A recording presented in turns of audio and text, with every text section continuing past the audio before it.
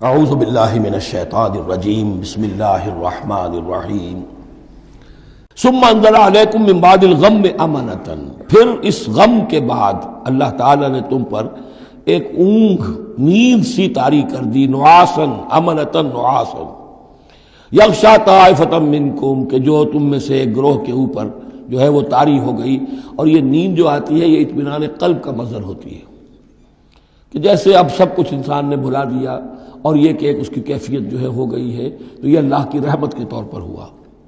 وَطَائِفَةٌ قَدْ أَهَمَّتْهُمْ أَنفُسُهُمْ يَظُنُّونَ بِاللَّهِ غَيْرَ الْحَقِّ، البتہ ایک گروہ ایسا تھا کہ جنہیں اپنی جانوں کی پڑی ہوئی تھی اور وہ اللہ کے بارے میں ناحق گمان کر رہا تھا، ظن الجاہلیہ، جہالت والے گمان کر رہا تھا۔ یعنی اگر کوئی بچے کھچے منافقین بھی رہ گئے تھے عبداللہ ابن ابی کے 3 سے آدمیوں کے جانے کے بعد، اگر کوئی 2-4 ہوں تو ان کا حال یہ تھا کہ اس وقت انہیں اپنی جانوں کے لالے پڑے ہوئے تھے، جب یہ کیفیت ہو تو وہ اونگ کیسے آئے گی؟ تو ان کا تو حال یہ تھا کہ ان کے دل میں وسوسے آ رہے تھے کہ اللہ نے تو مدد کا وعدہ کیا تھا، وہ مدد تو پھر جھوٹی ہو گئی، بات تو اللہ کا جو ہے اللہ کی بات سچی ثابت نہیں ہوئی۔ ظن جاہلیت ان کے دماغوں میں پیدا ہو رہا تھا۔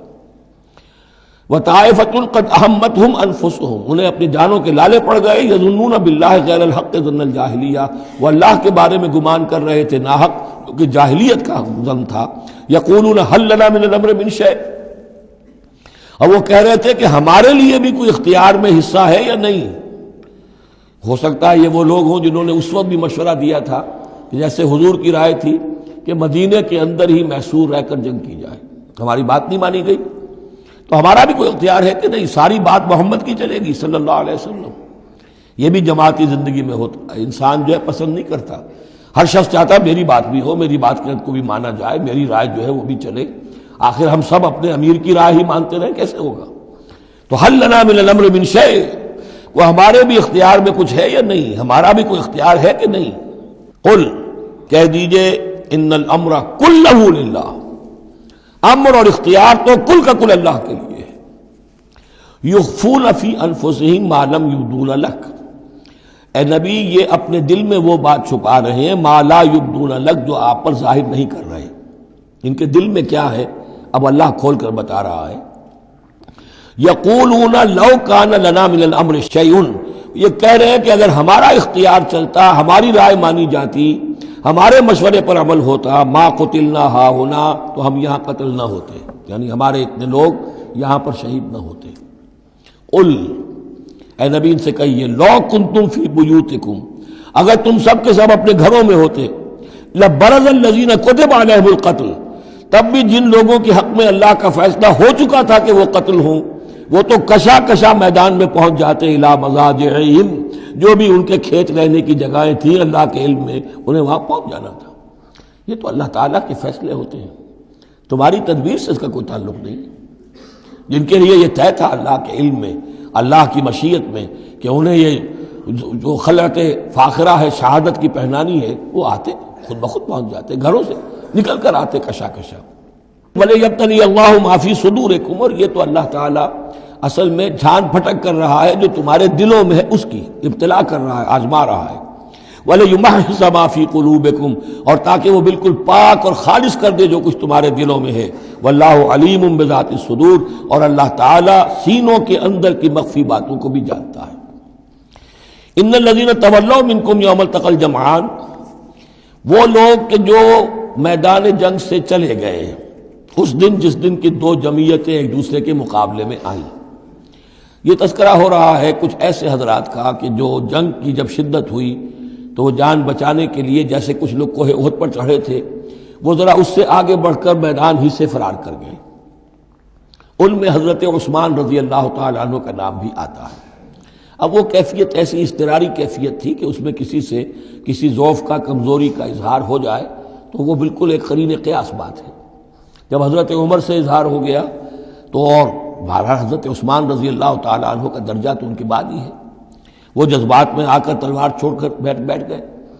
تو اسی طرح کی بات ہے، ان الذین تولوا منکم یوم التقى الجمعان، بے شک وہ لوگ جو ہٹ گئے میدان سے، فرار کی راہ اختیار کر گئے جس دن کے 2 فوجیں آپس میں لڑی۔ انما استزلهم الشیطان بعد ما کسبوا، یہ اصل میں شیطان نے ان کے پاؤں پھسلا دیے تھے ان کے بعض افعال کی وجہ سے. کوئی کسی وقت تقصیر ہو گئی ہے، کوئی کوتاہی کسی وقت ہو گئی ہے، اور وہ ہر ایک سے ہو سکتی ہے، معصوم تو صرف نبی ہوتے ہیں. اس کی وجہ سے شیطان کو پھر موقع مل جاتا ہے کہ کسی موقع پر وہ اڑنگا لگا کر اس شخص کو، خواہ وہ کتنا ہی نیک ہو اور کتنا ہی صاحب رتبہ ہو، پھر یہ کہ کہیں کسی جگہ پھسلا دے. وَلَقَدْ عَفَا اللَّهُ عَنْهُمْ، اللہ انہیں معاف کر چکا ہے. یہ الفاظ بہت اہم ہیں، اس لیے کہ اہل تشیع نے اس چیز کو بہت اچھالا ہے. حضرت عثمان کی جو ہے وہ توہین کرتے ہیں اور ان کے اوپر تنقید کرتے ہیں کہ یہ تو بھاگ گئے تھے میدان جنگ سے پیٹ دکھا کر. اب وہاں یہ بھول جاتے ہیں کہ اللہ تعالیٰ نے تو اعلان کیا ہے ان کی معافی کا، چاہے حضرت عثمان تھے یا اور بھی تھے. وَلَقَدْ عَفَا اللَّهُ عَنْهُمْ، اللہ انہیں معاف کر چکا ہے. اب کسی مسلمان کے لیے جائز نہیں ہے کہ ان پر زبان تان دراز کرے. ان اللہ غفور حلیم، یقیناً اللہ تعالیٰ معاف فرمانے والا اور حلم والا ہے، حلیم. یا ایھا الذین آمنوا لا تکونوا کالذین کفروا وقالوا لاخوانہم اذا ضربوا فی الارض او کانوا غزا لو کانوا عندنا ما ماتوا وما قتلوا. اہل ایمان تم ان لوگوں کے مانند نہ ہو جاؤ جنہوں نے کفر کیا اور جنہوں نے اپنے بھائیوں کے بارے میں کہا جبکہ وہ تھے زمین میں سفر پر نکلے ہوئے یا کسی جہاد میں شریک تھے، اگر وہاں وہ ان کا انتقال ہو گیا، لو کانوا عندنا ما ماتوا وما قتلوا، کہ اگر ہمارے پاس ہوتے تو نہ مرتے نہ قتل ہوتے. ہر شخص کی موت کا وقت تو معین ہے. تمہارے جیب میں، تمہاری گود میں بیٹھے ہوئے ہوں تب بھی موت آ جائے گی، چاہے وہ کہیں بڑے ہی مضبوط پہروں والے قلعوں میں ہو، موت تو وہاں بھی پہنچ جائے گی. تو تم ان لوگوں کی طرح کی باتیں نہ کرو، یہ تو کافروں کی طرز کی باتیں ہیں. اگر ہمارے پاس ہوتے، اگر جنگ میں نہ جاتے تو بچ جاتے، یوں ہو جاتا تو یوں ہو جاتا.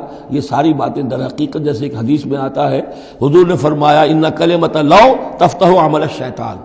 یہ لو، کاش یوں ہو جاتا، کاش ایسے ہو جاتا تو یوں ہو جاتا، یہاں سے اس کلمے ہی سے شیطان کا عمل شروع ہو جاتا ہے. جو ہوا اس لیے ہوا کہ اللہ کو اس کا ہونا منظور تھا، اس کی حکمتیں اسے معلوم ہیں، آپ اس کی حکمت کا احاطہ نہیں کر سکتے.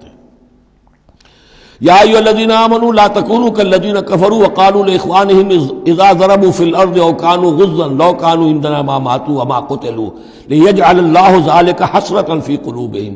یہ تو اللہ تعالیٰ ان کے دلوں میں حسرت کی آگ جلا دیتا ہے، یہ بھی گویا کہ ان کے کفر کی سزا ہے. واللہ یحیی ویمیت، اور دیکھو اللہ زندہ رکھتا ہے اور وہی موت وارد کرتا ہے. واللہ بما تعملون بصیر، اور جو کچھ تم کر رہے ہو اللہ اسے دیکھ رہا ہے. وَلَئِن قُتِلْتُمْ فِي سَبِيلِ اللَّهِ، اگر تم اللہ کی راہ میں قتل ہو جاؤ، او متم، یا تمہارا ویسے ہی انتقال ہو جائے، موت آ جائے، او متم لَمَغْفِرَةٌ مِّنَ اللَّهِ وَرَحْمَةٌ خَيْرٌ مِّمَّا يَجْمَعُونَ، تو چاہے اللہ کی راہ میں قتل ہو جاؤ یا ویسے موت آ جائے، اللہ تعالیٰ کی طرف سے جو مغفرت تمہیں ملے گی وہ اور رحمت ملے گی وہ کہیں بہتر ہے ان چیزوں سے جو تم جمع کر رہے ہو. اور 10 سال جی لیتے تو کیا کر لیتے، اور کچھ جمع کر لیتے. اللہ تعالیٰ نے شہادت کی موت دے دی، اس سے بڑی اور تمہارے لیے شہادت کون سی ہوگی. وَلَئِن مُتُّمْ أَوْ قُتِلْتُمْ لَإِلَى اللَّهِ تُحْشَرُونَ، اور چاہے تمہیں بستروں پر موت آئے، چارپائیوں پر جان نکلے، اور چاہے تم قتل ہو، ہر حال میں تمہیں بہرحال اللہ کی جناب میں جمع کر دیا جائے گا، گھیراؤ کر کے تمہارا وہاں لے جایا جائے گا. آخری منزل تو وہی ہے.